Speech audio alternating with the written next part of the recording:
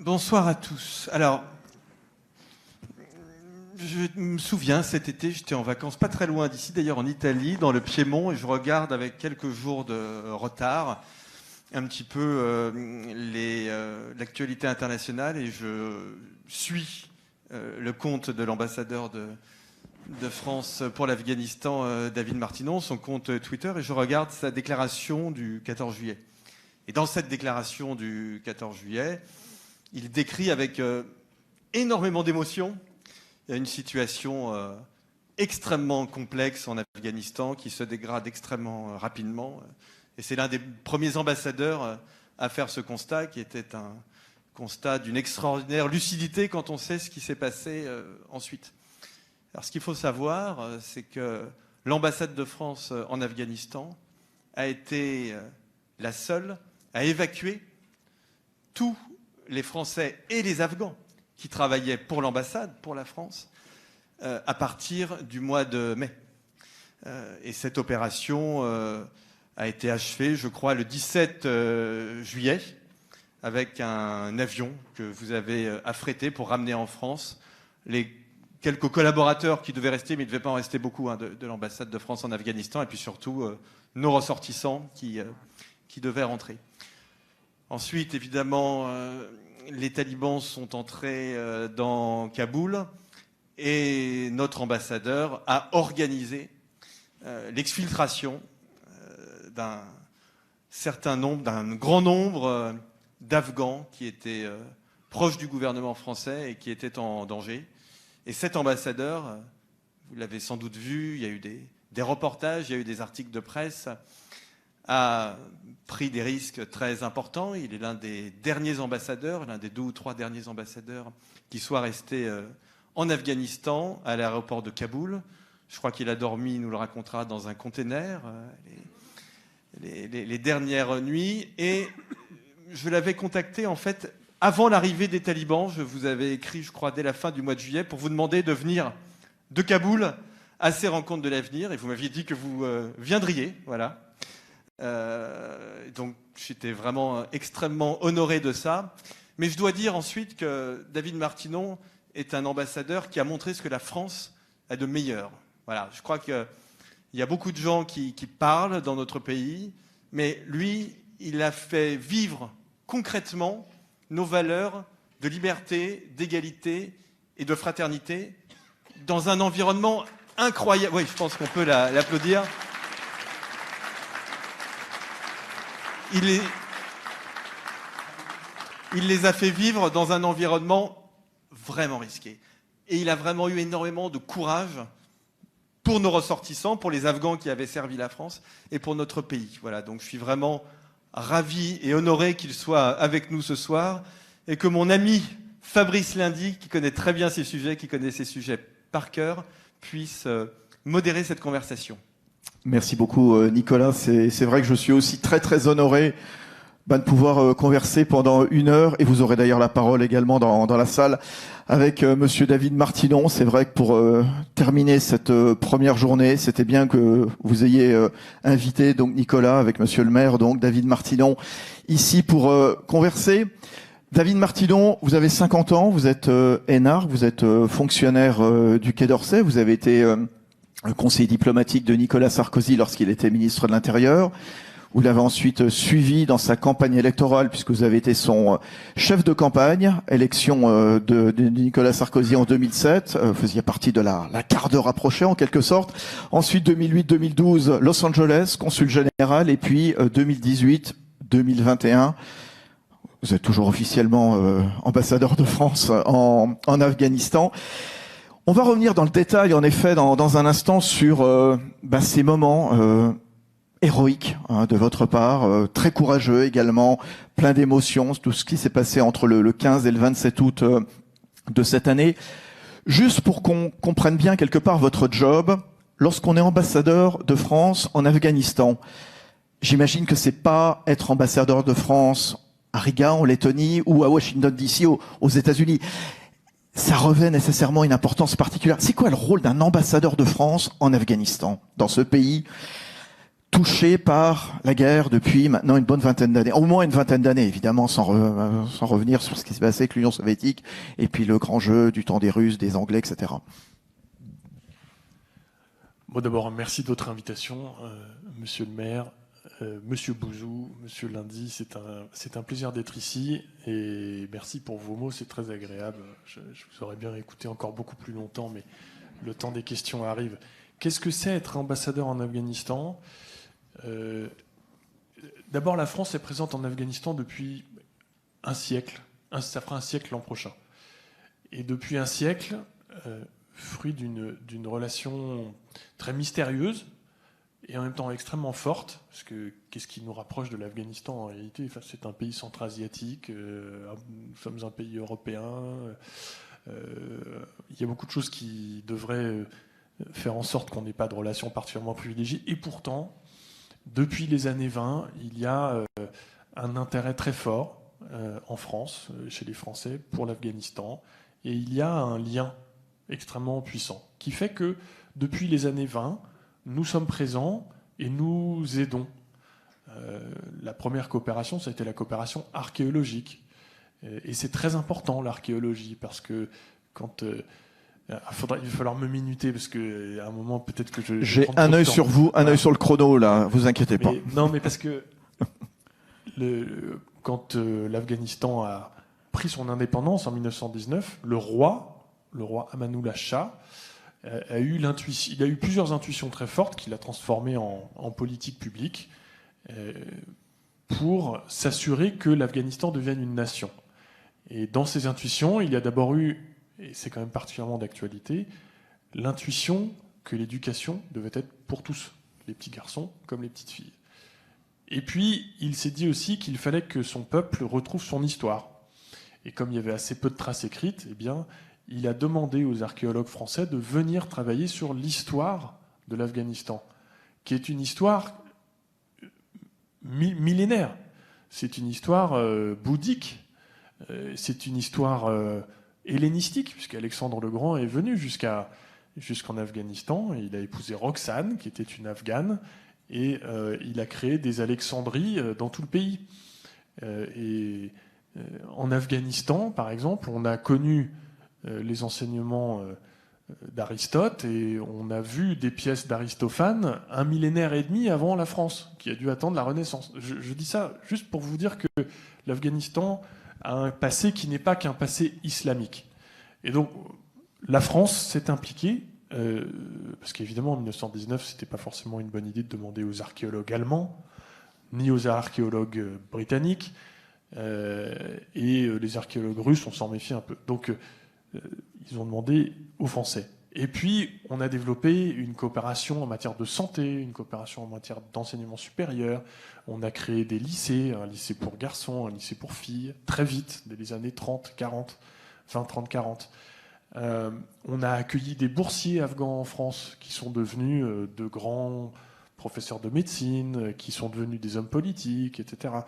Le lycée Istiklal, qui veut dire indépendance, de Kaboul, a accueilli le commandant Massoud et un certain nombre d'autres. Donc, le rôle de l'ambassadeur, c'est de poursuivre cet effort. Et c'est aussi, bien sûr, à ce moment-là, de conseiller nos amis afghans à continuer de bâtir la République et la démocratie et essayer de trouver la paix. Voilà. Donc, sur cette deuxième mission, j'ai totalement échoué. Ouais. Et de bien comprendre aussi, c'est un pays compliqué, c'est un pays de 39 millions d'habitants, c'est un pays fait de tribus, les principales de mémoire sont les Pashtuns, les Tadjiks également, vous avez cité le commandant Massoud qui était d'origine tadjik. Lorsqu'on arrive dans un pays comme l'Afghanistan, on a un immense puzzle, et on se dit, à quoi ça ressemble ce pays ? C'est compliqué, non ? Oui, c'est compliqué. Je vais faire le lien avec les questions que vous allez poser tout de suite après, j'en suis sûr. En 1963, il y a un penseur militaire français qui s'appelle David Galloula qui a sorti un livre qui était tiré d'une conférence qu'il avait donnée à Harvard et qui s'appelait Contre-insurrection, théorie et pratique. Et donc Galloula est le penseur qui a inspiré le général Petraeus, le général McChrystal, quand ils ont pensé le surge en Irak. Le renforcement. Ensuite, voilà, le renforcement, la contre-attaque en Afghanistan. Et quand vous lisez ce livre, eh bien en fait, qui date de 63, vous vous rendez compte que l'Afghanistan réunit toutes les conditions géographiques, ethniques, administratives, pour qu'une insurrection y prospère. Donc c'est compliqué parce que c'est montagneux, donc vous avez des îlots, c'est enclavé, c'est très pauvre, il y a des régions entières qui sont semi-désertiques, donc qui connaissent un stress hydrique régulier. Et puis il y a des voisins qui sont plus ou moins amicaux. Et je pense que chacun peut comprendre que pour qu'une insurrection prospère, il faut qu'elle puisse se réfugier parfois dans des bases sûres pour se refaire. Voilà. J'ai fait préparer une carte de l'AFP justement pour qu'on voit justement les voisins de l'Afghanistan. On va la laisser quelques instants. En effet, c'est une carte qui montre en effet la progression des talibans. Progression au fur et à mesure de l'année 2021. Vous l'observez, cette progression, vous la suivez nécessairement à distance. Ils gagnent du terrain. Qu'est-ce que vous vous dites à ce moment-là? À quoi vous pensez? Sur quoi va déboucher cette offensive des talibans? On n'est pas encore le 15 août, hein, bien sûr. Oh, on peut remonter à avant. En réalité, quand j'arrive en 2018, l'Afghanistan est dans la même situation que 10 ans avant.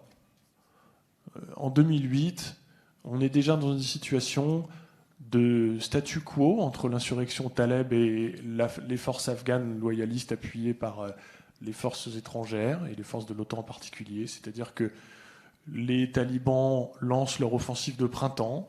Ils gagnent du terrain, notamment dans le sud. Là, vous voyez Kandahar, Lashkar-Gah, Saranj, tout ça sont des provinces du grand sud Pashtun.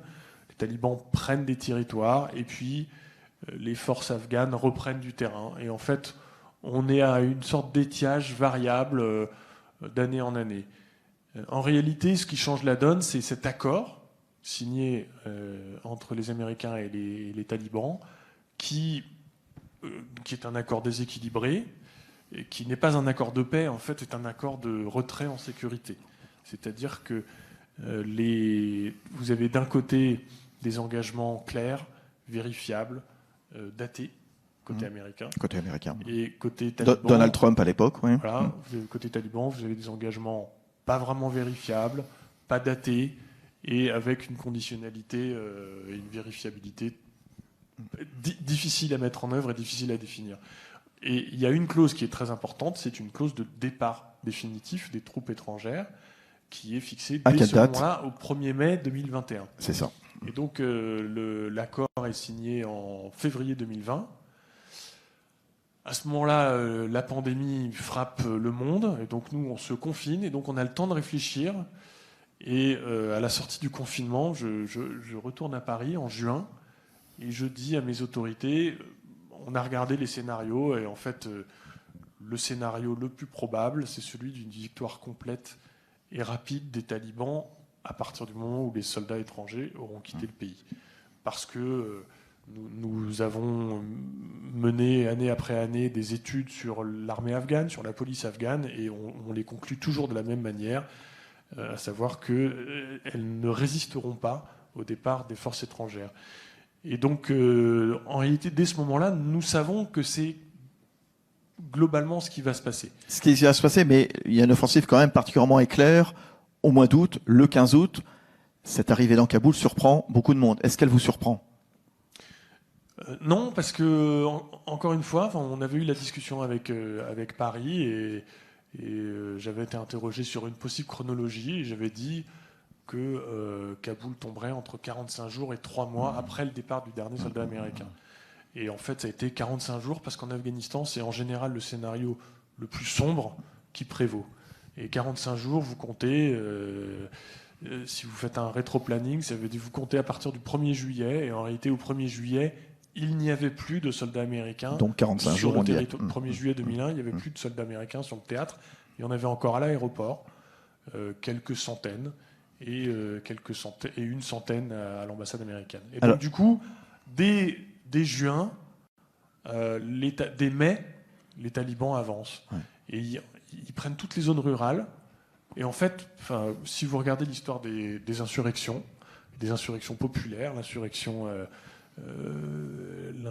maoïste, le Viet Minh, même le FLN. On commence par les campagnes. Toujours passé comme ça. La phase 2, c'est la prise des zones rurales.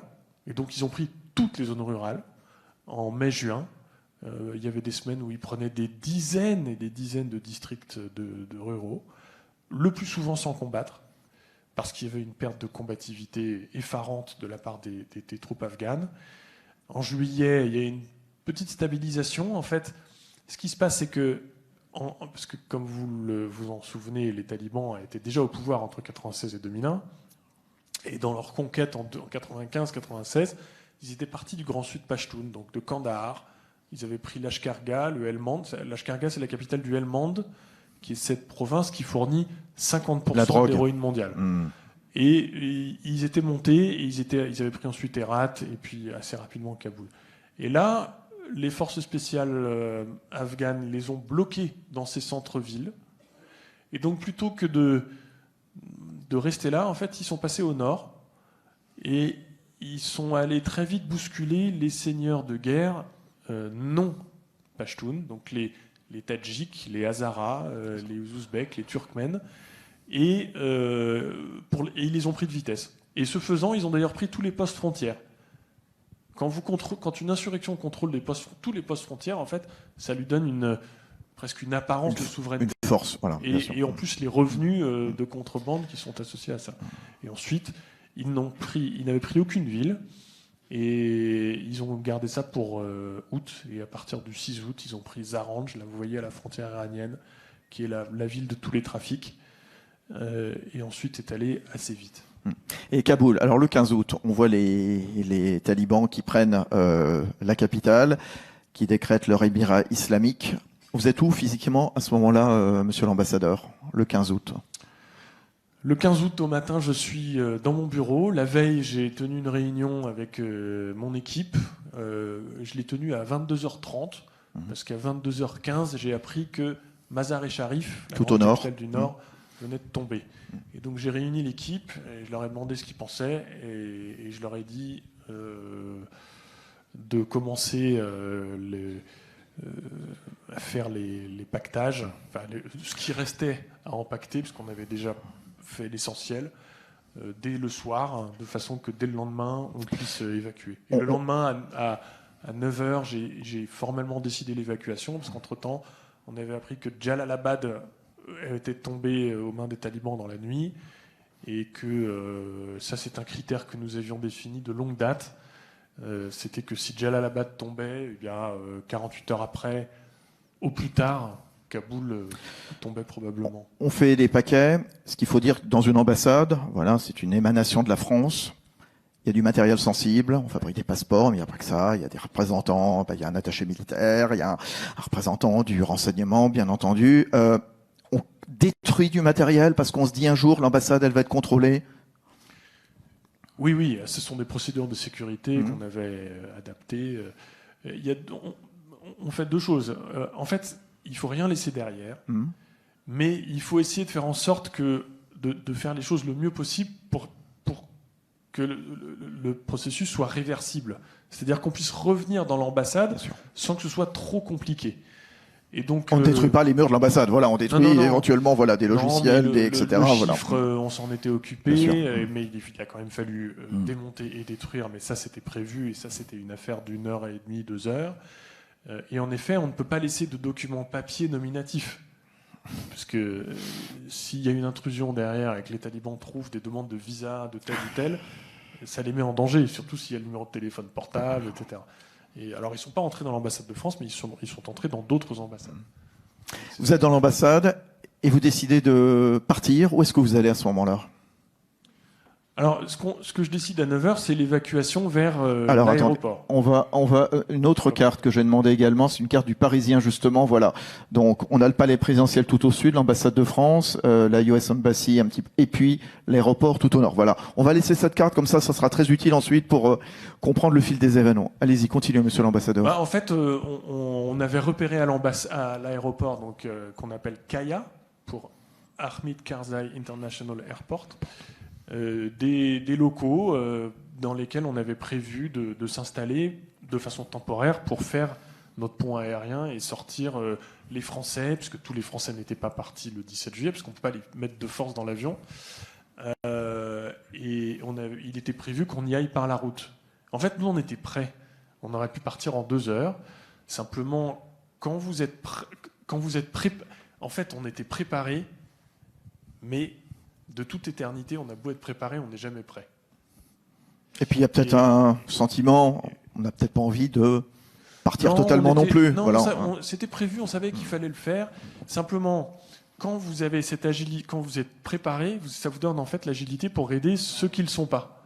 Et donc, nous, on devait partir par la route. On n'est pas loin, hein. Ambassade de France, aéroport, il y a quoi, il y a 5 km à peu près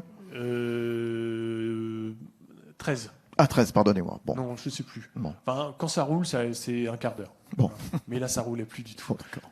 Et en fait, on était prêts, sauf que vers 9h30, j'ai eu la visite du délégué de l'Union européenne, donc l'ambassadeur de l'Union européenne, qui m'a dit « Est-ce que tu peux m'accueillir ? Je n'ai plus de sécurité, je n'ai plus de voiture. » Donc, évidemment.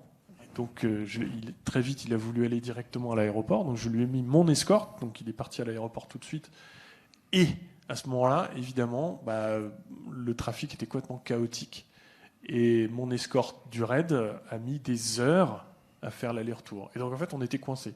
Ce qu'il faut souligner quand on parle du raid, voilà, le raid n'est pas arrivé évidemment ce jour-là de Paris, bien entendu. Il y a toujours dans une ambassade de France, et je suis allé à plusieurs reprises, il y a toujours plus ou moins un policier de la police nationale qui fait... Bon, alors évidemment, selon les ambassades, et puis des forces de sécurité plus ou moins importantes, en effet, gendarmes, et puis en effet, pour les ambassades très sensibles, avec du personnel menacé comme vous l'étiez probablement, en effet, du RAID ou du GIGN qui est là à demeure, évidemment, pour assurer votre sécurité. Voilà, on n'en dira pas plus, mais voilà ce qui est le cas. Voilà. Et donc, assez rapidement, il a fallu évacuer aussi nos soldats indiens, parce qu'on a des gardes indiens, des Gourkhas, qui sont des soldats d'élite, mais qui eux aussi ont voulu partir parce que, étant indien, hindou, c'était pas si simple. Enfin, les perspectives n'étaient pas très reluisantes. Donc, il a fallu faire partir 22 soldats, 22 Gourkhas dans 3 voitures. C'est un truc de cirque, hein. Mais ils l'ont fait. Et donc, tout ça nous a un peu bloqués à l'ambassade. Et puis surtout, il a fallu accueillir les Français.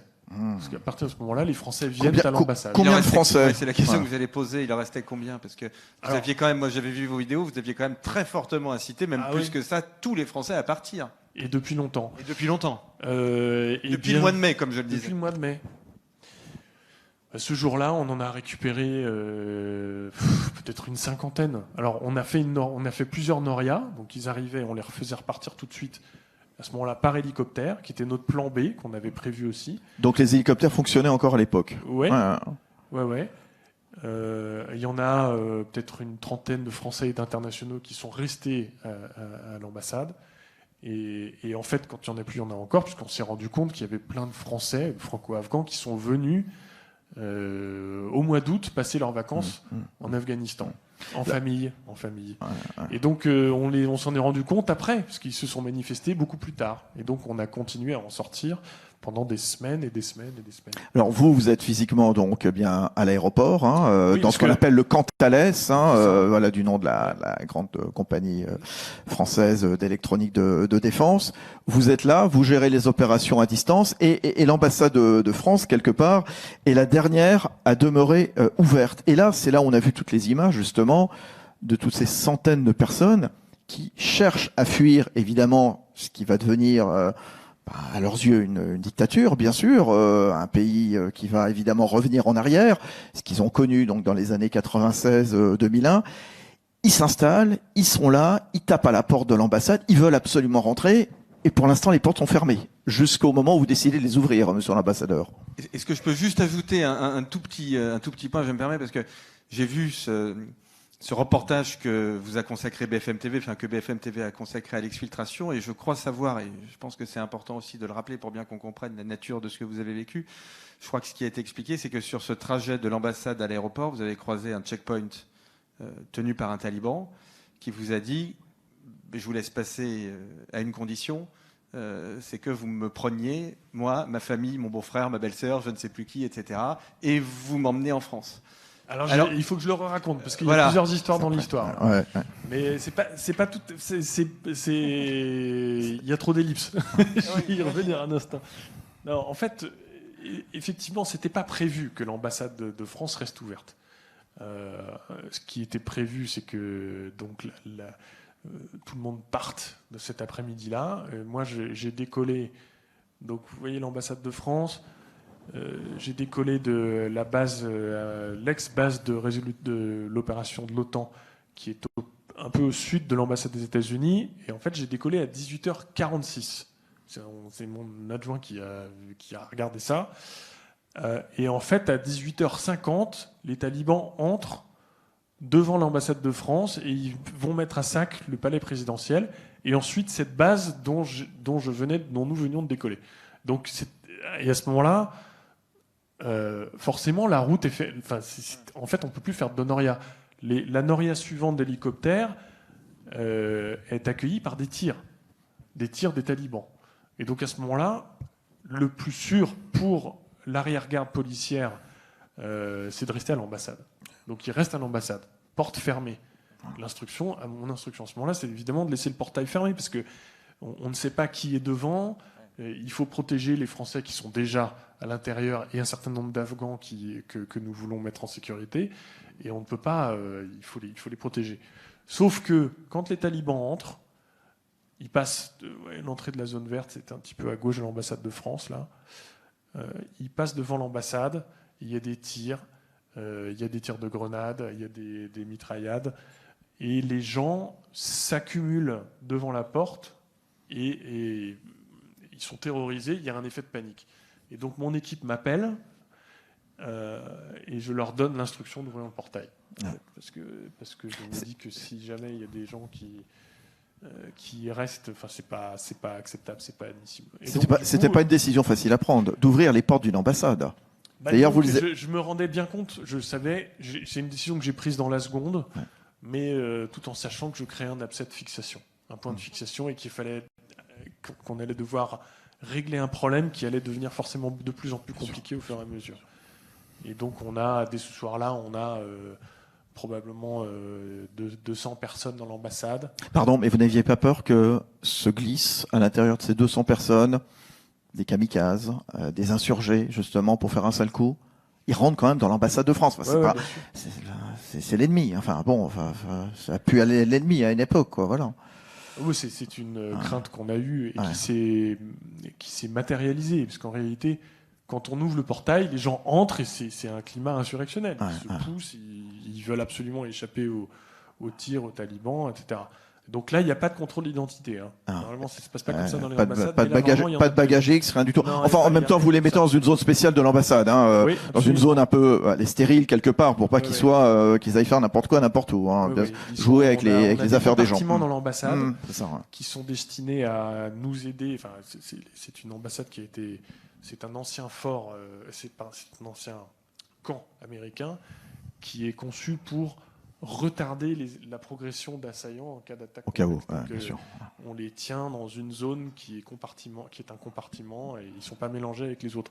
Certains sont infiltrés ou pas? Vous avez repéré des gens qui avaient une sale mine? Le lendemain, les policiers, depuis le poste de commandement de sécurité, voient aux caméras des comportements qui sont suspicieux, qui sont sujets à suspicion. Ils voient des gens qui font des croquis, qui regardent, qui prennent des photos. Et l'ambiance n'est pas bonne, parce que ce sont des gens qui ont peur, il y a beaucoup d'agressivité, etc.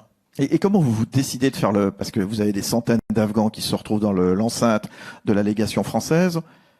Comment est-ce qu'on décide de faire le tri entre ceux que vous allez emmener à l'aéroport, que vous allez protéger, éventuellement ramener en France ou ailleurs, peu importe.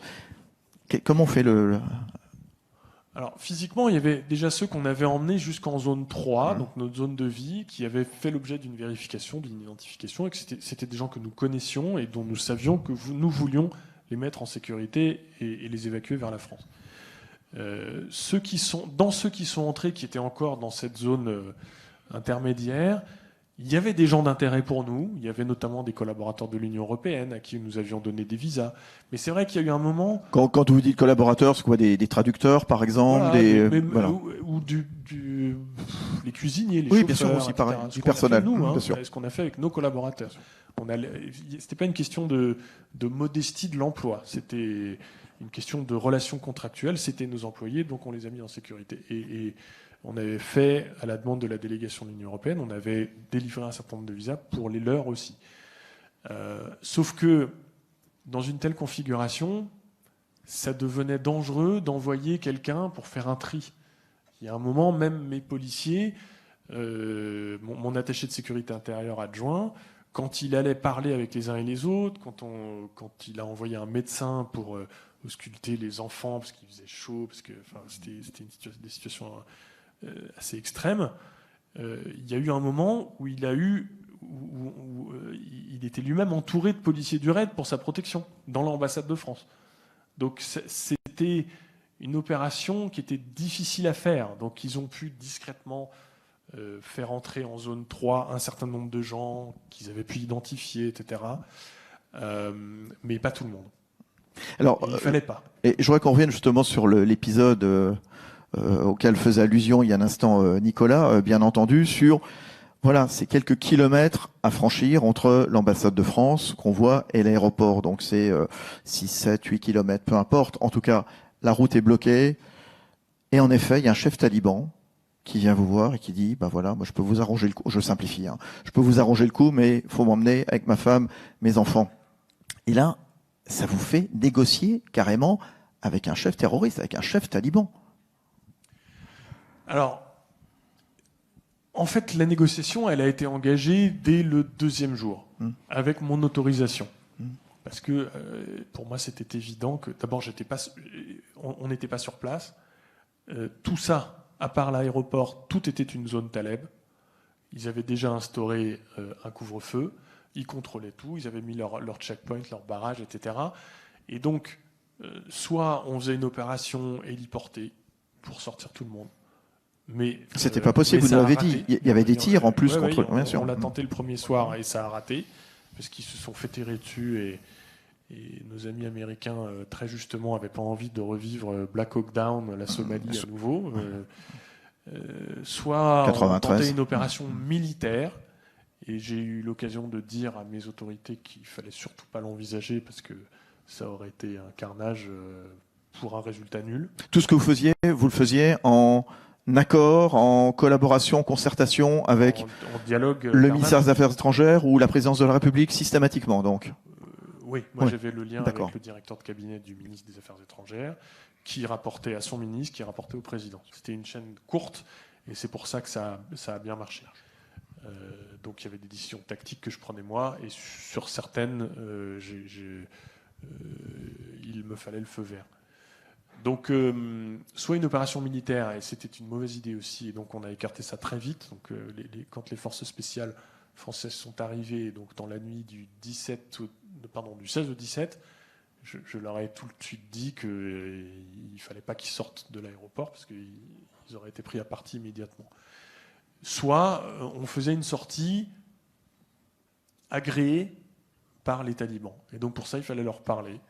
Et donc, en effet, mon attaché de sécurité intérieure adjoint est allé parler avec le chef du checkpoint Taleb, qui était juste à l'entrée de la zone verte, à 150 mètres de l'ambassade. Et très vite, il a senti que ce monsieur se voulait prévenant, il voulait trouver une solution. Très probablement, il l'a senti tout de suite, parce qu'on n'est pas policier pour rien, donc il a senti qu'il avait une idée derrière la tête. Et cette idée, c'était en effet de partir avec sa femme. ces enfants qui sont tout petits et pour leur offrir une vie meilleure, parce que voilà. Même lui le pensait, voilà. Voilà. Et donc, quand Mohamed, donc mon attaché de sécurité intérieure adjoint, m'en a parlé, on était d'accord pour essayer de faire traîner le truc le plus possible.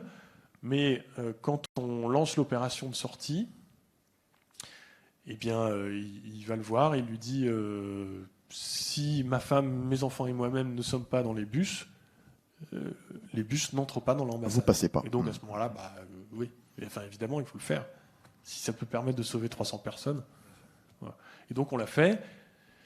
Et de toute façon, dès l'arrivée, j'ai demandé à l'équipe de la DGSE de le prendre en charge, qui a été fait. Et donc, Qu'est-ce qu'il est devenu, ce monsieur? Il est où? Il est en France? oui. On n'en dira pas plus. Je prends pas de ces nouvelles tous les jours. Ah bon? C'est bizarre. Sacrée surprise, il est là ce soir. Non, je plaisante, voilà. Juste un petit mot sur Mohamed, que vous avez cité. Un fonctionnaire, rendons hommage aux fonctionnaires encore plus que d'habitude, au service de l'État. C'est un homme exceptionnel. Il est à la retraite, là, depuis il est à quelques jours de la retraite. Il a fait toute sa carrière dans la police, en cabinet ministériel aussi. C'est un type formidable. Ah non, mais moi j'ai eu de la chance parce qu'à ce moment-là, j'avais une équipe qui était très forte. Et Mohamed j'ai pu le mettre en lumière précisément parce qu'il partait à la retraite 3 jours après. Mais normalement, on peut pas. Donc, il est le symbole de tous ceux qui pourront jamais monter sur cette estrade en réalité. Donc les policiers du RAID ont été fantastiques, mais je suis pas surpris parce que j'avais l'habitude de travailler avec eux et les gars des forces spéciales aussi. Et mes diplomates, de toute façon, ils étaient tous sous mon autorité, donc c'était méga. Mais en l'occurrence, les diplomates aussi ont fait un boulot incroyable. Ils ont pris des risques, ils sont allés sur les portes, ils se sont exposés au risque de blast, ils se sont exposés au risque de mitraillade. Et donc ils ont tous fait un boulot formidable. Mais en l'occurrence, les policiers, je suis très fier d'eux parce que j'ai vraiment eu le meilleur de la police française, c'est-à-dire le cran, le courage, les valeurs, parce que ils se sont pas posé de questions. Je leur ai dit vous allez sortir du monde et vous rentrez du monde et ils l'ont fait. Et la débrouillardise. Et du sang-froid. On n'était pas chez nous. Et du sang-froid. On était sous loi martiale américaine en réalité dans le camp. Et ils y sont allés, donc tous, Mo, mais les autres, ils allaient. Soulignons également aussi le courage et l'engagement des pilotes des avions qui se posaient dans des conditions exceptionnelles, c'est-à-dire qui volaient et qui piquaient d'un seul coup justement pour se poser. Juste, il n'y a pas de tour de contrôle à l'aéroport de Kaboul. Non, donc ils avaient est occupé par des snipers. Voilà, c'est pratique. C'est plus utile pour les snipers. Voilà. Donc quand on est en hauteur, donc ils ont des lunettes de vision nocturne. Ils se posent, ils restent très peu et ils redécollent aussitôt. Ouais. Boulot exceptionnel aussi des militaires français. Dites-le nous, monsieur l'ambassadeur. Ah oui, on a fait 28 rotations aériennes et les avions posaient et restaient. Les premiers jours, un peu trop longtemps, les Américains nous l'ont dit, ça leur plaisait pas. Et peut-être au bout du 3e jour, il restait 20 à 25 minutes au sol, moteur tournant. Voilà. Et en 25 minutes, ils venaient se parquer et on faisait monter parfois 250 personnes qui s'asseyaient par terre, qui se tenaient entre eux, qui tenaient les bébés. Il n'y avait pas de ceinture de sécurité, tout ça. Il n'y avait pas les hôtesses de l'air qui regardez les consignes, tout ça. Mais ça allait très très vite. Et en effet, ils ne pouvaient pas refueler, parce qu'on ne pouvait pas refueler à ce moment-là. Et pour se garer, ils se parlaient entre eux. Voilà. Et il y a même eu des moments où, la 2e semaine, on a réussi à faire des opérations collectives où on faisait venir des bus au terminal civil qui était déserté. Et donc, vous voyez le camp militaire. Le camp militaire, vous voyez la piste là. Le camp militaire est au nord. Le terminal civil est au sud. Et donc, nous, on partait du camp militaire et on traversait la piste pour aller au terminal. Donc, en fait, j'ai vécu ce moment où, en voiture, on double un C-17. C'est le plus gros avion au monde. Ouais, bien sûr. Les avions gros porteurs. Et justement, pendant toute cette période, ça dure une dizaine de jours. On prend des risques considérables. On fait prendre des risques considérables aussi aux fonctionnaires, aux militaires. Et puis, à quoi on pense il y aurait pu avoir une prise d'otage massive, il y aurait pu avoir un moment, un attentat comme celui qu'on a connu aux environs du 26, non pas provoqué par les talibans, mais par l'État islamique, par Daesh. Enfin, on doit être dans un état de stress considérable. Qu'est-ce qui se passe dans la tête de l'ambassadeur de France qui coordonne tout, qui ne doit pas beaucoup dormir, évidemment? Alors, il y a deux choses. Je pense qu'on est moi, j'étais concentré sur la mission. C'est pour ça que je dormais pas beaucoup, parce que en permanence, je me disais, mais comment on va faire demain matin pour régler tel problème? Comment on va faire pour les sortir? Comment on va faire pour faire rentrer du monde, etc. Donc, on est concentré sur ce qu'il faut faire. Donc, on n'est pas, en fait, on n'est pas dans l'emphase. On n'est pas dans il faut sauver les gens. Non, on le fait. Vous voyez ce que je veux dire? On est dans un boulot. À un moment, j'ai même dû dire, bon les gars, maintenant on fait du chiffre. Ouais, j'ai peut-être dit les choses comme ça, c'est pas hugolien, hein, maintenant on fait du chiffre, je l'ai dit comme ça. Et puis, on sauve des gens. Voilà. Et deuxièmement, quand on est à Kaboul, on est dans un état de psychique où on est en fait concentré en permanence. Je ne sais pas si vous avez vu, pour le 20e anniversaire du 11 septembre, il y a eu beaucoup de documentaires qui sont repassés. Et dans l'un d'entre eux, on voit ce journaliste américain de USA Today qui était le témoin de l'attentat contre le Pentagone. Donc il voit l'avion tomber sur le Pentagone et il est pris de stupeur. Et puis quelques temps après, un militaire américain vient le voir, lui parle. Est-ce que vous avez vu les choses? Il dit oui et il s'effondre en larmes dans les bras du militaire américain.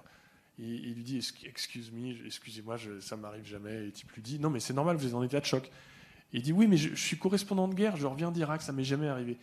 Et le militaire lui dit oui mais là-bas in Baghdad you were activated, vous étiez activé. Et en fait on est dans cet état-là, c'est-à-dire que d'abord on s'entraîne beaucoup sur toutes les procédures de sécurité, comme on a tout eu, on a eu les attaques complexes, on a eu les tirs de roquettes, etc. On sait quoi faire. On a son gilet pare-balles à portée de main, on sait que quand on dort, on peut être amené à sortir de son lit en quelques secondes pour se mettre à l'abri.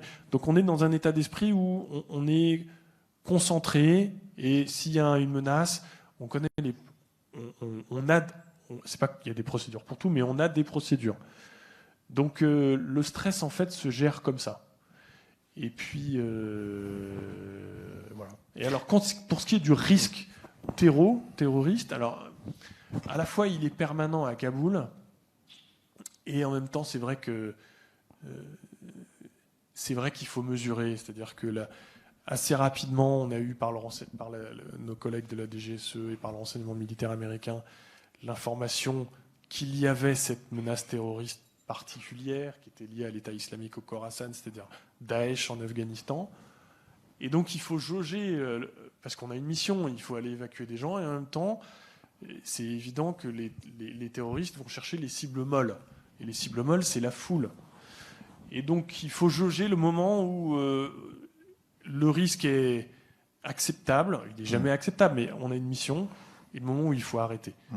Et le 25, voilà. J'ai eu l'information que le projet terroriste était en phase d'exécution. Et donc j'ai réuni toute mon équipe le soir et je leur ai dit, les gars, demain, personne n'y va. Vous n'y allez pas. En tout cas, vous n'allez pas à Abbey Gate. On a quand même tenté une opération collective au terminal civil, mais personne n'est allé à Abbey Gate. Ce qui n'a pas empêché Daesh de faire sauter un kamikaze au milieu de la foule, 180 morts de mémoire. Les Américains s'en vont. Vous partez sur Abu Dhabi à ce moment-là, monsieur l'ambassadeur. Avec quel sentiment? De la tristesse, des regrets, l'abandon d'un pays, un échec peut-être de l'Occident, je ne sais pas. Qu'est-ce qui vous traverse la tête? L'échec, tout ça, ça vient un peu plus tard. On réfléchit un peu après. Bien sûr. Bien sûr, on se dit qu'on aurait voulu en faire plus, qu'on aurait voulu sortir plus de gens. Mais concrètement, on ne pouvait plus. Donc le 26, l'explosion, vous voyez, à Abbey Gate, c'est à 200 mètres de l'entrée principale où on a fait venir des bus qui sont pleins. Donc on a 250 personnes qu'on va essayer de faire entrer. Et donc ils sont en train de descendre des bus au moment où il y a l'explosion. Et donc forcément, ça interrompt l'opération. Les talibans les repoussent, les font sortir. Les Américains, la 82e division aéroportée, qui tiennent le terminal civil, se mettent en périmètre durci pour parer à toute attaque. Et donc c'est terminé. C'est en fini. réalité, à ce moment-là, on le sait. Déjà, cette opération, on avait des doutes, mais on sait que c'est terminé. Alors les Américains ont pu en faire encore un peu parce qu'ils avaient d'autres entrées qu'ils n'ont pas forcément. Je pense qu'ils n'ont pas partagé avec nous tous leurs itinéraires. Bon, c'est comme ça. Mais on sait qu'on ne peut pas en faire plus. Et puis ensuite, il faut avouer que ça fait 15 jours qu'on est là. Et je vois bien que les gars sont fatigués, quoi. Enfin, il faut partir. ils sont fatigués. Aujourd'hui, on va vous donner la parole dans un instant. On est le 3 décembre, c'est l'hiver, il fait un peu plus froid que sur Saint-Raphaël, bien entendu. On est dans une situation humanitaire extrêmement difficile, situation politique évidemment avec un émirat islamique, avec des talibans, même si le chef des talibans, il y a 4 jours, nous disait qu'il allait protéger les droits des femmes. C'est quoi l'Afghanistan, donc en ce mois de décembre 2021 ? Vous avez toujours des contacts là-bas, monsieur l'ambassadeur ? Oui. Mais il faut être modeste parce que nous n'avons plus de... Nos capteurs sont beaucoup plus limités. Donc il reste des Français là-bas ou pas ? Alors, il y a quelques Français qui n'ont pas voulu partir parce qu'ils ne voulaient pas partir sans le reste de leur famille. Des binationaux, donc principalement, oui. Et puis, depuis quelques semaines, il y a à nouveau des humanitaires. Il y a certaines ONG françaises qui ont fait venir du staff international et donc avec des Français. Alors, vous n'avez plus vos antennes quelque part, mais enfin... Ouais. Bon, les informations qu'est-ce que vous savez ? Sont pas bonnes du tout. D'abord, en effet, la situation humanitaire est mauvaise. Elle est mauvaise, mais la France et la communauté internationale ont été très généreuses. Donc, il y a eu un plaidoyer. L'ONU demandait 600 millions d'euros, d'ailleurs, comme chaque année. Et la communauté internationale a fait un pledge pour 1 milliard d'euros. Ce qui veut dire que de toute façon, cet argent ne sera pas dépensé à court terme. Donc, tous les efforts pour culpabiliser la communauté internationale, etc., sont inutiles. La communauté internationale a été généreuse, très généreuse. Où va l'argent ? Et de toute façon, cette aide humanitaire, nous avons toujours dit qu'elle serait non conditionnée. Après, il y a ce qu'on peut décider de faire dans une logique de développement. Et pour le moment, la communauté internationale, via le G7 et le Conseil de sécurité de l'ONU, a décidé de poser des conditions aux autorités de fait à Kaboul, et ce sont des conditions de bon sens, qui intègrent notamment les droits de l'homme, c'est-à-dire les droits des femmes. Pour le moment, on n'est pas, comment dire, rassuré. On n'y est pas, quoi. On n'a pas ce qu'il faut. On n'a pas du tout ce qu'il faut. Ça fait 3 mois que les petites filles ne vont plus à l'école. Ça fait 3 mois que les étudiantes ne vont plus dans les universités, à part les universités privées, c'est-à-dire c'est des écoles de l'enseignement supérieur, mais globalement, elles sont la mise à l'écart a commencé. Est-ce qu'il y a quand même des îlots, alors de résistance, quand je dis résistance, c'est pas personne qui prend, pas forcément des gens qui prennent les armes, mais des îlots de résistance dans certains milieux intellectuels ou pas, en disant non, on peut pas se résoudre à passer sous le joug taliban, sous le joug fondamentalisme islamique. C'est quoi la latitude de ces Afghans, de ces Afghanes, justement, pour lutter ? Moi, c'est pas moi qui vais recommander aux femmes de continuer les manifestations dans Kaboul, hein, parce qu'on sait que ça se passe mal. On sait qu'il y a des femmes policières, par exemple, qui ont été assassinées. On sait qu'il y a des exactions. Donc, les autorités de fait à Kaboul disent ce sont des faits isolés, ce n'est pas la politique de l'émirat, etc. N'empêche que moi, je reçois tous les jours des vidéos d'exécutions sommaires. Tous les jours, nous avons des mauvaises nouvelles. Des gens qui sont arrêtés de manière arbitraire, parfois sont relâchés, parfois sont pas relâchés. On trouve des cadavres dans un sale état. Donc, non, c'est pas prometteur. C'est pas prometteur. Quel dialogue tenir avec notamment en direction des anciens soldats et des anciens des forces de sécurité. C'est ça. Et d'ailleurs, juste, j'ouvre une parenthèse. Vous aviez quand même pris un risque considérable au moment des évacuations, de cacher, mais vraiment de cacher au sens propre, hein, dans le coffre, sous des tas de bagages, de valises, des généraux afghans qui, si jamais ils étaient pris, ils passaient immédiatement dans un monde meilleur, hein, bien sûr. Immédiatement et brutalement. Brutalement. Ouais.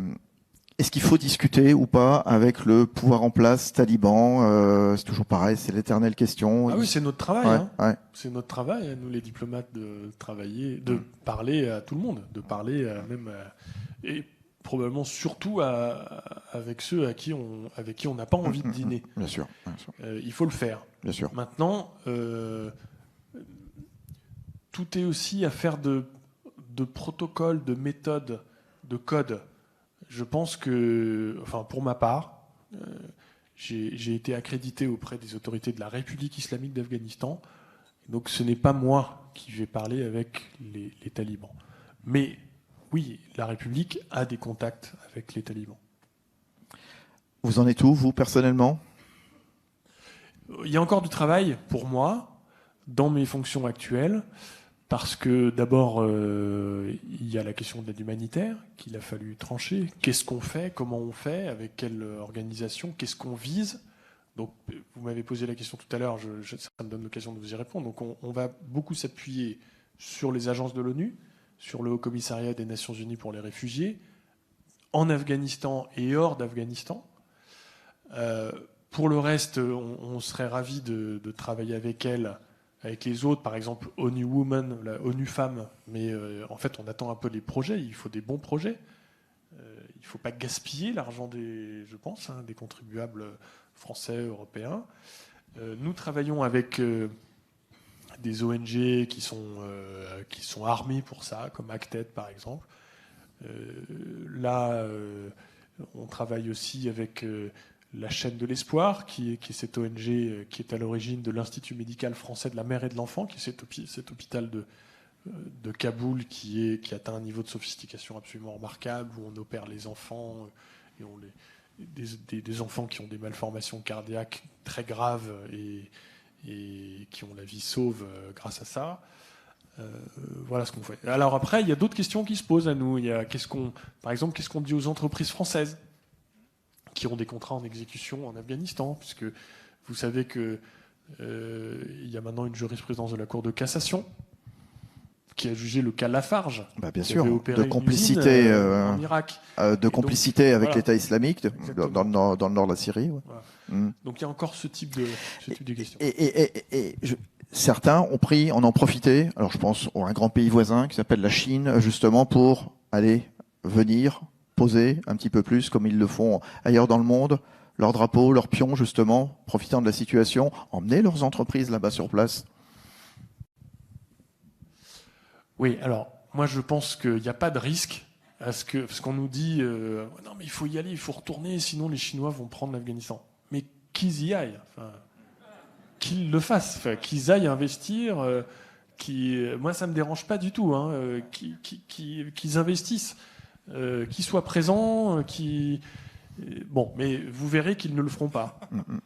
Parce qu'ils ont, par exemple, une autorisation d'exploiter la mine de Mess Aynak, qui est le plus grand site bouddhiste à ciel ouvert, qui est aussi la plus grande mine de cuivre à ciel ouvert.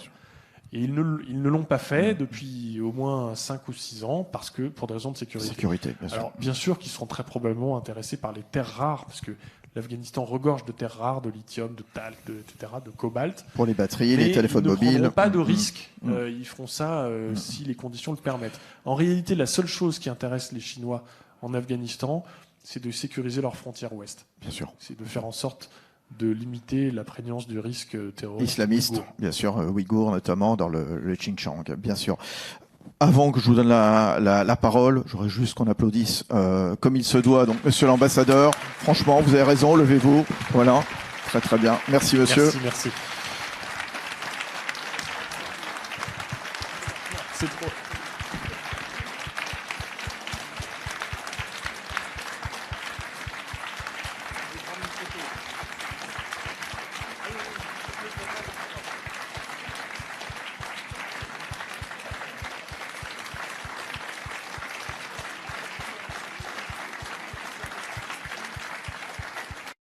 C'est pour ma femme, pour qu'elle me croie. Voilà. Et pour mes enfants. Et j'entends une dame Quand je devant serai qui vieux. dit vous le méritez. Ben oui, c'est tellement juste. Alors, mesdames, messieurs, on va prendre un petit peu de temps pour vous donner la parole. J'aimerais bien question rapide, réponse rapide pour qu'il y ait un maximum de flow. Allez, monsieur qui pose la question, alors on va, attendez qu'on vous passe le micro. Voilà, il y a une dame qui va voilà, juste, c'est toujours mieux pour que tout le monde, chacune puisse entendre. Question rapide ou réflexion rapide, monsieur. Il y a un lien particulier qui lie Sarafel à l'Afghanistan, en ce sens que Joseph Kessel a terminé sa vie ici. C'est un des associés d'ailleurs qui s'en occupait. Et quand on relit ce livre absolument extraordinaire qui sont Le Cavalier, on est frappé par deux choses, personnellement. D'une part, la psychologie du héros, avec son caractère extrême, pour ne pas dire extrémiste, mais noble en même temps. Et d'autre part, la psychologie des tribus autour du Bouzaki, avec cette espèce d'opposition entre les tribus qui était faramineuse. Ma question est donc la suivante. Est-ce que vous pensez qu'il y a une possibilité qu'un jour il y ait un pouvoir consensuel en Afghanistan par rapport à cette psychologie de l'individu et par rapport à la sociologie de ce pays, cette mosaïque? Ah, c'est la question qui tue. Hein. Je n'ai pas de réponse. Ça me fait plaisir que vous citiez Kessel. Je ne savais pas qu'il avait fini sa vie à Saint-Raphaël, mais donc, comme quoi, c'est une boucle. Hein. Mais moi aussi, quand j'étais ado, j'ai lu Les Cavaliers, et dès ce moment-là, la graine était semée. C'est depuis ce moment-là que j'ai voulu aller en Afghanistan, et nous sommes en réalité très nombreux en France dans ce cas-là. Et vous avez raison que le personnage principal, Urose, le Chopendos, c'est-à-dire le champion de Buzkashi, alors vous dites les choses élégamment, moi j'ai quand même envie de dire qu'il a 2 neurones. Hein. Parce que... vous l'avez lu, non? Alors, il représente son clan, et il va... se mesurer aux autres Chopendos. Donc le Buzkashi, c'est une sorte de rugby à cheval, quoi. Hein. Donc c'est pas un ballon de rugby, c'est une carcasse de veau sans tête. Voilà, j'ai eu la chance d'aller à un Buzkashi. J'avais avec moi un policier du raid qui se trouve avoir des chevaux. Il a hérité de son père. Et il m'a dit j'ai pris une vidéo. Je montrerai la vidéo à mes chevaux la prochaine fois qu'ils font du mauvais esprit ou qu'ils veulent pas travailler, parce que c'est d'une brutalité inouïe. Et voilà. Et donc, il se casse la jambe, il est hospitalisé, on lui met un plâtre, et quand il se réveille, il se rend compte que c'est une infirmière qui le soigne, c'est une étrangère, c'est une Allemande dans le livre, elle n'est pas voilée, et donc c'est insupportable pour lui, et donc il casse son plâtre, il saute par la fenêtre, il retrouve son cheval, et il part, et il traverse l'Afghanistan avec la jambe cassée. Faut vraiment... Enfin, ça fait un bon livre, hein, mais... Non, mais ça va pas. Moi, je l'ai fait le chemin en plus. Hein. Ah, vous n'avez pas envie d'avoir une jambe cassée pour le faire. Et vous l'avez pas fait en cheval. Et vous l'avez pas fait en cheval non plus. Voilà. À cheval non plus. Donc, mais c'est en effet très révélateur de cet esprit. Et on a dit tout à l'heure qu'il y avait de nombreuses ethnies. Enfin, c'est pas qu'il y a de nombreuses ethnies. Il y a des ethnies puissantes en Afghanistan qui ont du mal à faire consensus. Et pourtant, et c'est très important de le comprendre, aucune d'entre elles n'a jamais eu de volonté sécessionniste. C'est-à-dire que les Tadjiks, on dit les Tadjiks en Afghanistan, mais ce sont vraiment des Afghans. C'est-à-dire qu'ils n'ont aucune envie de rallier le Tadjikistan ou de faire partie du Tadjikistan. De même les Ouzbeks. Et d'ailleurs, le gouvernement ouzbek n'a aucune envie de récupérer les Ouzbeks afghans. J'ai envie de dire, jusqu'à cet été, il y avait une minorité sikh en Afghanistan. Et moi, je les ai vus pendant la Coupe du Monde de cricket. Les Sikhs afghans, ils sont très afghans. C'est-à-dire qu'ils se moquaient quand il y a eu le match Afghanistan-Inde, les Sikhs afghans et les Sikhs indiens se charriaient. Et on sentait bien que les Afghans n'étaient pas du tout indiens. Alors au final, ils ont dû partir, parce qu'en plus ils sont la cible de Daesh, et ils ont été accueillis avec une très grande chaleur à Delhi, et c'était très émouvant. Mais pour vous dire que malgré tout, il y a cette fragmentation, mais il n'y a pas de volonté sécessionniste. Donc ça rend les choses encore plus compliquées. y compris religieuse, parce que bon, c'est une majorité sunnite, musulmane sunnite, mais vous avez les Hazaras qui sont la minorité chiite du pays également. Alors qui pour le coup ont toujours été quand même mis un petit peu au banc de la société et montrés du doigt. Hein. C'était les underdogs de la société afghane. Et pour autant, le voisin iranien ne les a pas protégés. Et accueillis non plus. En 1996, quand les talibans sont arrivés, Mazar-e-Sharif et ont massacré 5000 Hazaras. Et alors, je pense quand même qu'il y a eu un deal entre les autorités iraniennes et les talibans avant la prise de Kaboul pour que les talibans laissent tranquilles les Hazaras, mais en contrepartie, les Hazaras ne se sont pas opposés à l'arrivée des talibans. Allez, autre... Alors, tout le monde... Alors, monsieur, allez-y. Alors, attendez le micro, par contre. Vous en avez un? Non? Ah bah si, quand tout le monde vous entend. Donc. Non, parce qu'il y a une captation vidéo. Là, on nous suit à Saint-Raphaël, vous êtes là. Mais il y a des milliers de personnes qui nous suivent en ce moment dans toute la France. C'est ça la magie des rencontres de l'avenir de Nicolas Bouzou. Je vous demande de remettre le masque. Voilà. Parce que nous sommes regardés. Ah oui. Merci. Voilà, ouais. donc je voulais juste vous demander quels sont les rapports actuellement avec le Pakistan voisin. Et est-ce qu'il y a des réfugiés qui partent au Pakistan actuellement? Moi, j'étais au Pakistan quand on avait les problèmes par les trois vallées qu'il y a au nord, Bambara et toutes les vallées, lorsqu'il y avait les Russes. Donc les Afghans venaient se réfugier sous les tentes avec l'ONU, ils récupéraient, ils repartaient à cheval avec les kalachnikovs et tout. Une fois qu'ils étaient guéris, ils repartaient, ils se battent contre les Russes. Donc actuellement, quelle est la relation entre l'Afghanistan et le Pakistan? Merci. Mais c'est important que vous rappeliez ça parce que le Pakistan, en effet, a été le soutien de la résistance afghane contre les soviétiques. Le principal soutien. On passait de l'un à l'autre sans aucun problème. Que la résistance était installée à Peshawar, au Pakistan. Les partis politiques afghans étaient à Peshawar et c'est là que s'organisaient les convois qui ramenaient, comme vous l'avez dit, les armes jusque dans le Panjshir, jusque dans le Badakhshan, au nord, etc. Le Pakistan a continué à soutenir l'insurrection, sauf qu'elle n'était plus anti-soviétique. Elle était anti-république. Le Pakistan a accueilli sur son sol l'insurrection, les chefs de l'insurrection Taleb, la Shura de tête, à Quetta. Par moments, on avait un peu des coups de pression de la part des Pakistanais quand on disait que la Shura de Quetta était à Quetta. Mais bon, c'est comme ça. Hein. À ma connaissance, Quetta est au Pakistan. Aujourd'hui, on peut dire que ils ont utilisé leur influence jusqu'à la composition de l'actuel gouvernement de transition.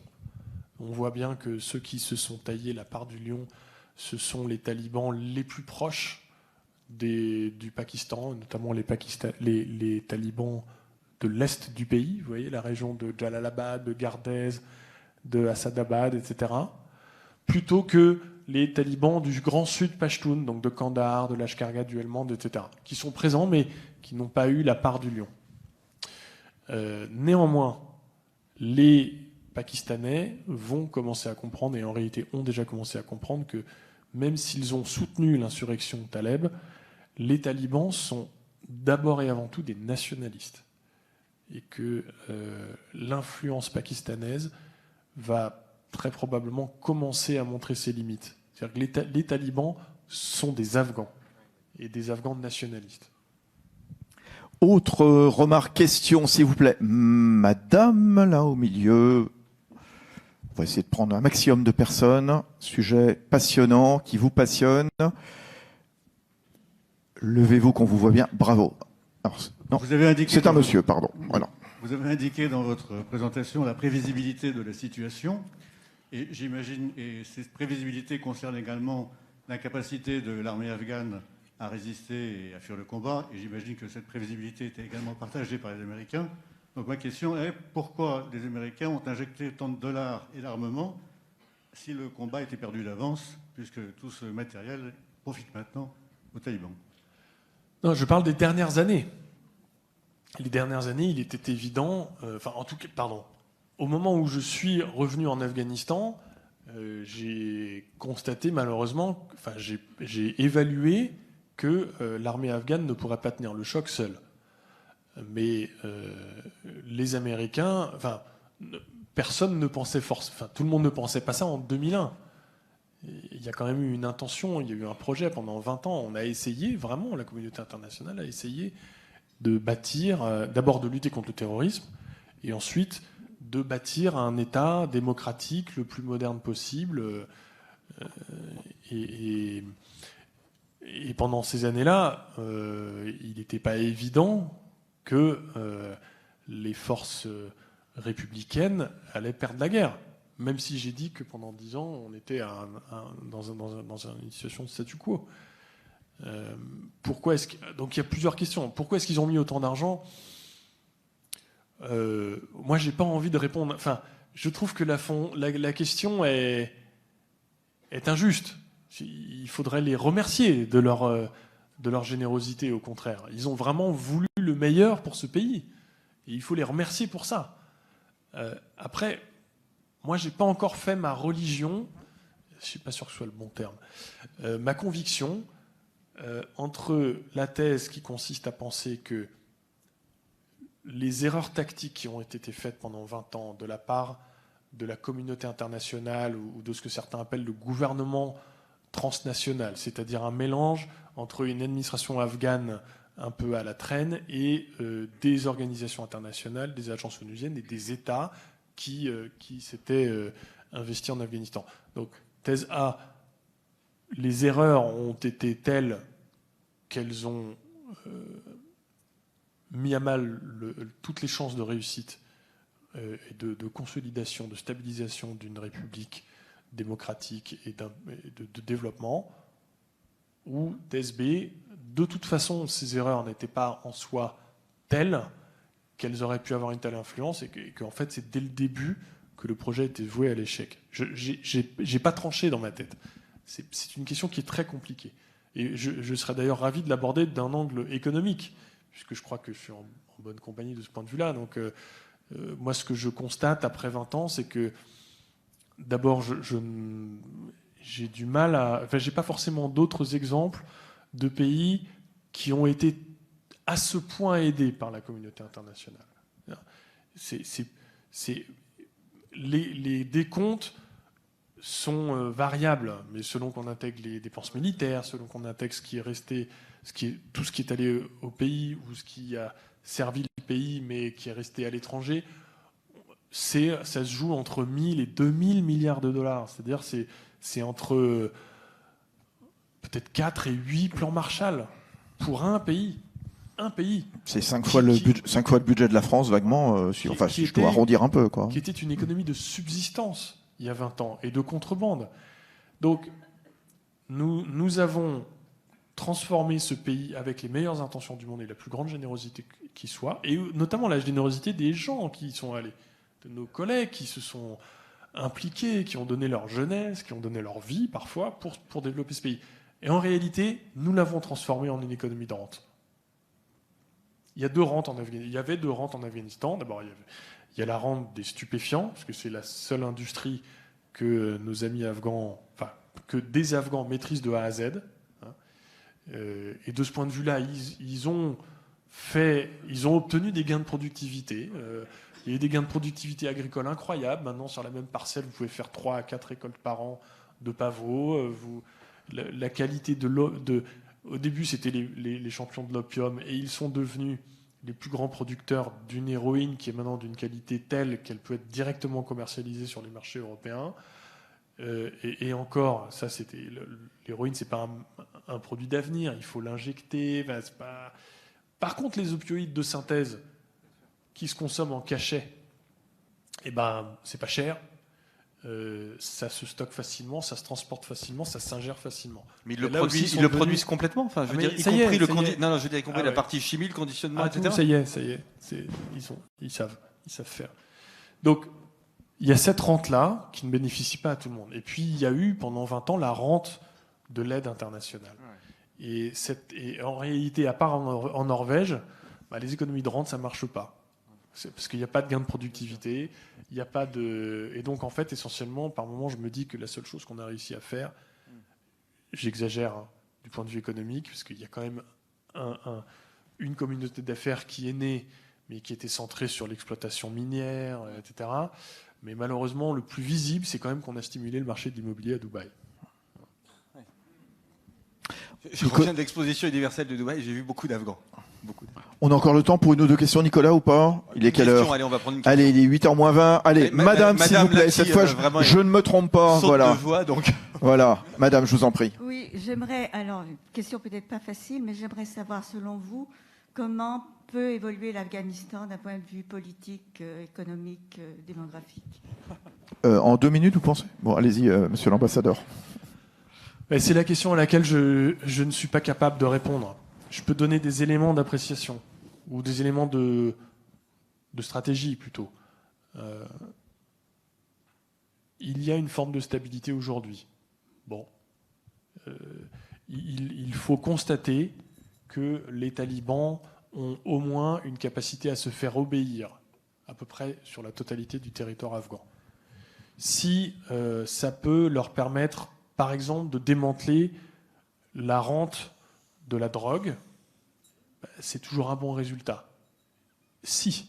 Je ne le vois pas arriver pour le moment. Il y a les discours anti-drogue de la part de l'insurrection, et il y a le fait que le trafic de stupéfiants leur a profité d'une manière C'est une totale hypocrisie, bien sûr. Ouais.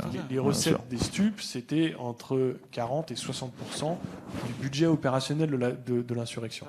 Donc, mais bon, on va voir. Si les talibans comprennent qu'ils ont plus besoin de nous que nous n'avons besoin d'eux, ce qui est le cas, s'ils comprennent que tout ne leur est pas dû, et pour cela ils vont devoir se déshabituer à une forme de réflexion, puisque dans les dernières années, dans les négociations qui ont été menées, globalement, ils ont tout obtenu sans rien concéder, donc forcément, pourquoi changerait-il de tactique? Si ils comprennent qu'au-delà même de la morale, il est illusoire de penser développer le pays en se privant de 50% de sa force de travail, de sa force de réflexion, de sa force de création. S'ils comprennent ça, on peut espérer des progrès. Enfin, tout ne sera pas forcément, on ne sera pas forcément dans le pire. Mais pour ça, je pense, et c'est la position de la France, qu'il faut s'en tenir à une approche exigeante. Donc la communauté internationale a posé des conditions. La France considère que ce n'est pas le moment de commencer à négocier entre nous pour trouver le moyen de contourner ces conditions. Certains veulent retourner en Afghanistan et faire du développement. Certains veulent payer les salaires des profs. Oui, mais si on paye les salaires des profs alors que les petites filles ne vont plus à l'école, c'est quand même très choquant. Et donc nous ne sommes pas sur cette ligne-là. Pour notre part, je pense qu'on préférerait noter le conditionnel, qu'on préférerait aider des femmes afghanes qui ouvrent des écoles clandestines de filles en Afghanistan, comme on l'a fait dans le passé, ou aider des radios qui dispensent un enseignement aux jeunes filles depuis les airs. Donc, je ne peux pas répondre à votre question. Je pense qu'il va y avoir une phase de stabilité, et qu'en même temps, en Afghanistan, l'histoire est incroyablement prédictive. Et si on regarde l'histoire, on constate quand même qu'aucun pouvoir ne s'est établi durablement. Qui aura la dernière question? Vraiment la dernière. Vraiment la toute dernière, monsieur.